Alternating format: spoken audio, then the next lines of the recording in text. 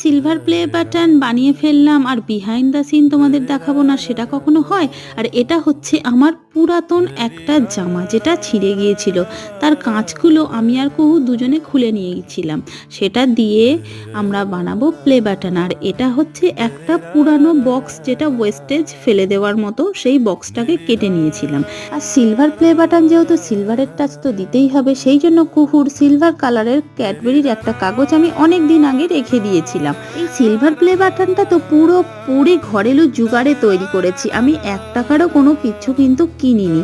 অনেকে আমার লক্ষ্মীর ভাণ্ডারটা ঘরেলু জুগাড় দেখে জিজ্ঞেস করো, আচ্ছা ঘরেলু জুগাড় মানে কি? তোমরা কি সত্যিই জানো না ঘরেলু জুগাড় কি? আচ্ছা যারা আমার বন্ধু রয়েছো তারা তো জানো যে ঘরেলু জুগাড় মানে কি।